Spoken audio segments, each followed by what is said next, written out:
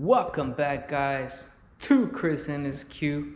I know it's been a very long time since I've uploaded a video. You guys are anxious to see me and this beautiful face. Just kidding. But it's nice to talk to the camera again, talk to you guys and update you on what's going on with the Qs. Currently, I am very sad making this video, and I never thought I would be making a video like this. I mean, I thought I would eventually when I would, finally finish the build, but it happened too soon, and I will show you guys what happened. So we'll first start off with the wheel and the backstory of what I actually think happened. Pretty much one day I was delivering an order like I usually do. I did a turn. Unfortunately, I smacked the curve pretty dang hard. I mean, inside it sounded like I broke something like right away. I drove the car very slowly. I felt it out. I turned the wheels, tried to make sure that nothing else was wrong, and the car drove straight. After I smacked the curve, probably like 2 to 3 days later, that's when something broke, and I'm pretty sure it had to do with me smacking that curve, because the way things broke, it pretty much seems like it. As you can tell, there's a very bad scar on my new wheels. These are the Michelin Pilot Sports, and I'm very sad that this wheel got messed up, because I knew eventually this would happen. Didn't think that would happen, but I knew this would eventually happen. So time to get into the damage.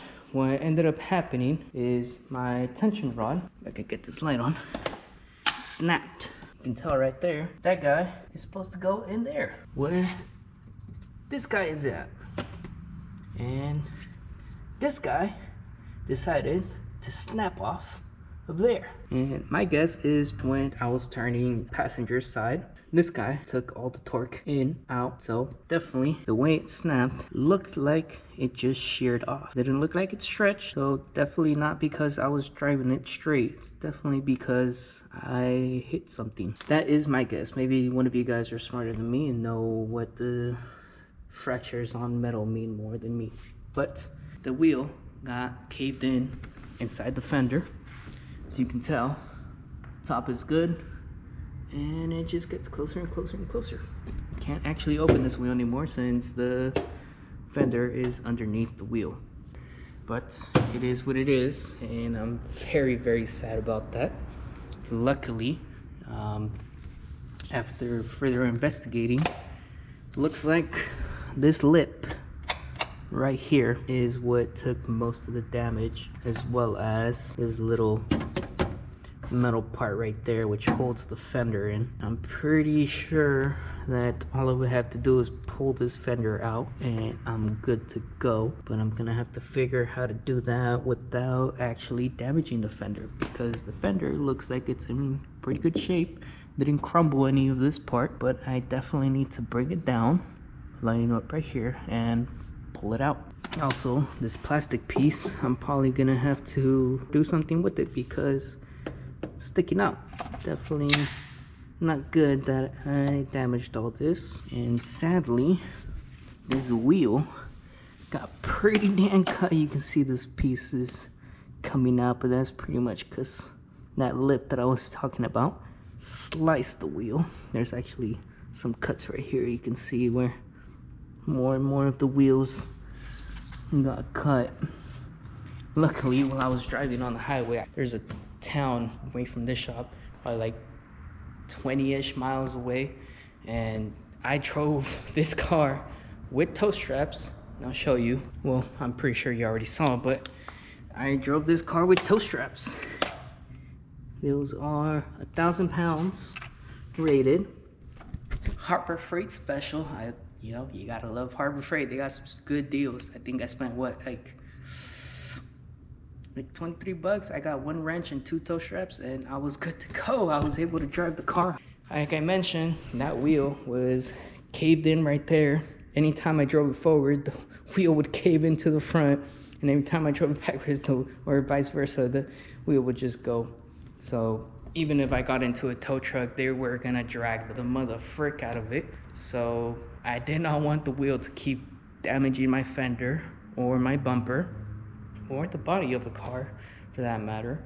So I was like, I need an easy fix. I don't want to leave my car on the street. So I was like, I need to come up with something. I didn't know what to do. And I was like, you know what? All the tension rod does is hold the wheel in the center of the wheel well. So what if I put some tow straps, lock it in, and drive it home? And it worked. It was definitely sketchy. Did not drive as straight, but it drove somewhat straight, which is pretty amazing. And drove it like that. Here we are. Luckily, I saved myself a couple $100 getting a tow truck all the way over here. It would have probably cost me more because the car is damaged, telling me that I'm damaging their tow truck, or I don't know. But yeah, guys, definitely did not expect to make a video like this anytime soon. I'm pretty bummed, and I'm pretty sure you guys are definitely not excited to hear that because you guys want more Q content, and it looks like there's not gonna be. Nah, I'm just kidding. You're definitely gonna fix it up. There's definitely going to be stuff on that. I did contact Megan Racing, which was the one that sells that kit. Asked them for some tension rods because I did not want to buy new control arms since just the control arms themselves are over $200. So yeah, I contacted Megan Racing and they told me it's about 60 to 90 days out to just get the replacement tension rods. My other idea was to get some from G-Tech. One of you watchers recommended those control arms from G-Tech, and honestly, they look pretty good. I do love the fact that they are a little bit skinnier, so it's a little bit more clearance, especially with the sway bar. I believe the set is somewhere around like 300 bucks. If I do get those, I would need to buy that. I would need to get new tension rods, and I would need to get ball bushings for it, which would set me back somewhere around like 600 bucks. So definitely trying to contact Megan Racing. Well, I did, and they told me the set will run me around something like 120, 150. They still need to figure out the shipping. But it is 60 to 90 days out, so it's definitely going to be sitting out for a while. As you can see, I just put the tire back just so I can roll it back and forward, since those tow straps work pretty handy. I can definitely drive the car quite a bit. But yeah, guys, I'll get back to the rest of the video. And I know you guys are definitely not excited to hear that, since you guys want more Q content. And it looks like there's not going to be any more since it's damaged. Just playing, we're going to fix it up. But yeah, definitely not excited that this happened to my one and only true love.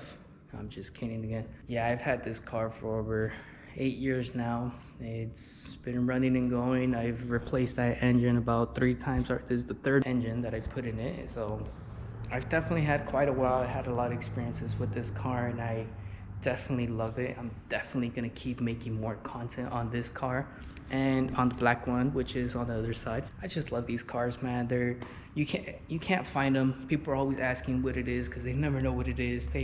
There's so little of them out there, and I want to keep the Q family going. At least for me, having a car that is unique is what's good. I don't want to buy no Honda. I don't want to buy no... I'm just kidding, Honda guys, don't hate me. But I do want to ask you guys, what should I do? The main thing I was debating on was whether to just start tearing this guy apart, because I have all those parts over there that I want to put on. Basically just the whole new brake system set, which is calipers, lines, master cylinder, brake pads, you know, just like an easy tune-up, but a little bit extra to it. And I got a new rack and pinion with the high pressure hose. I also got pump for the power steering that was gonna get replaced as well. I got some new belts for it because they were starting to squeak. The car was leaking water a little bit, and from what I saw, it was the gasket on the water pump, so I got a new one of that as well. The whole subframe for the engine, I do need to replace all those bushings, which I've been meaning to do for a very long time, which is why I wanted to take this engine out, as well as the measurements I will be doing for the engine mounts, because you really can't even get engine mounts for this at all. You would have to either just suck it up and keep driving the car like that, or put some aftermarket ones, but there is no information on which aftermarket ones will work, or interchangeable ones would work. And the transmission is leaking pretty dang bad. I got a whole rebuild kit, which is desperately needed, because I don't know if you can tell, but there's a lot of oil leakage down there. And that's pretty much from the transmission. It hated its life every time I drove it. It rode good, definitely held the power just like a stock Q45 would, but it definitely hated its life and I need to give it some maintenance, as well as the rear subframe. As you guys saw, I just did all the arms and stuff, but I never replaced the bushings as well as the bushings on the subframe. So I need to go ahead and do all that for the car, and definitely having the engine out, taking everything apart, having a new car that I can drive since my Hyundai was hit by that lady. But I am definitely excited for what I'm gonna be able to do. I was definitely postponing it a lot, trying to fix this car up. So now that I will have another car to drive, I would definitely have the time to take this guy apart. But stuff happens, and yeah. Now, the one thing that I did want to ask you guys, I know there's a couple of you guys that are very interested in the Q, because like I always mention, the Q45 family is very small. There's very few people putting videos out there, and much less explaining how to modify and interchangeable parts and stuff like that. So I wanted to ask you guys, what should I do? Should I start working on this car again, or should I bring the black car? And I'll probably head over there right now. If you guys haven't seen my last video, I gutted the car quite a bit. The car was already pretty much gutted, but I went ahead and gutted it on my last video, you know, a little bit more. And there's still a lot of stuff I want to take apart, but here it is. You know, I am planning on putting this guy on a standalone ECU. I didn't want to get a fuel tech, but they're quite pricey, but a lot of people say that pretty much any standalone ECU does wonders. It's just a matter of setting it up and the programming you get to use. Some people like other programming better. Some people like the difficult way like me.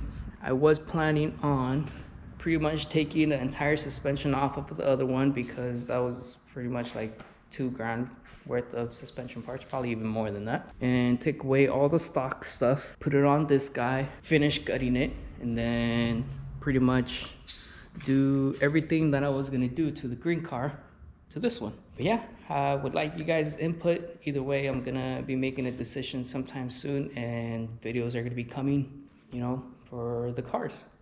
Hopefully nothing else breaks in the process and it goes smooth from here on out. I am pretty bummed about all that, but these were the other two new tires. The two that were in the front I put in the rear, then I put two new ones. So I still got two new Michelin Sports with the brand new wheels on there, but definitely bummed about that other pair. Only one of them's damaged, which is good. Still gotta get done. Definitely didn't think that the rubber was really that damaged. I'm gonna check underneath, see what actually hit there. You can tell pretty dang beat up. Definitely can't drive around in those anymore. But yeah, I would definitely like you guys' input. See what I should get done first, if I should start taking this guy apart, or I would definitely love to get the other one fixed. But yeah guys, definitely excited of what is to come. I'm gonna definitely love working again on my cars, because I definitely love doing that. Only reason I stopped making videos for a very long time is they crashed my Hyundai, as you guys saw. That's the only reason I haven't done a lot of videos on these guys, because they were my daily drivers. So I couldn't really do much to them because I needed them to work. As you guys know, I do DoorDash, Instacart, Grubhub, Postmates, GoPuff, pretty much all the delivery apps. So I definitely need a car to drive. And the black Q, like I mentioned, the suspension was shot, so it was bouncing around like a boat anywhere I went. And yeah, just needed a new car. Ended up buying this guy right here, little Ford Focus. But yeah, now that I have my other little daily driver, which is a lot more economic than this big gas guzzler, so I'm definitely saving a lot more money. That is just gonna go right back into this car. Definitely excited of what is to come. I'm hoping you guys are gonna be excited as well. I know there's a lot of you, waiting for those new videos that I'm going to drop. There's definitely going to be some coming soon. Definitely going to be trying to repair that fender, but definitely some stuff that needs to get fixed. I'll probably be uploading some videos on this guy. When I bought it, everything was good, but it seems like there's injector problem on cylinder 1. It's intermittent, it comes and goes, and definitely nowadays, now that I put a fuel additive, it's definitely not coming as soon, as well as putting some poly bushings on it. The motor mounts are pretty shot in this guy. There is a poly bushing kit for it, but no videos on it, so I'll probably be the first one to upload one on that. I doubt anybody's gonna be driving this year anymore, but it will be up there soon. But like I mentioned, guys, I would really love your guys' input to see what you guys would want to see me work on, either the green Q or the black one. Either or, I'll be making some content on that. I just really don't know if I should keep spending my time on this one or just keep working on the black one. Either project will be really fun for me, and I'm sure it'll be fun for you guys as well. As well as the shop, I have built some stands already. I don't think I filmed anything, but I would definitely love to build a tool stand. As you can see, all my tools are just all over the place. Definitely need to get that tidied up. If you guys want to see some woodworking done, just let me know as well. But with that said, guys, it was nice talking to you guys. I definitely love talking to the camera once again. It just means that more fun times are coming soon, and I definitely love having a good time, as I'm sure you guys do too. Don't really know what else to say, so I'll go ahead and end this video. I will see you guys soon, and stick around. I'll definitely be reading your guys' comments and seeing what I need to get done. But without saying anything more, have a good rest of your day, guys. Have a great night. Until next time, peace. Stargazing, 420 blazing. You gonna take another hit? Man, maybe I'm just stuck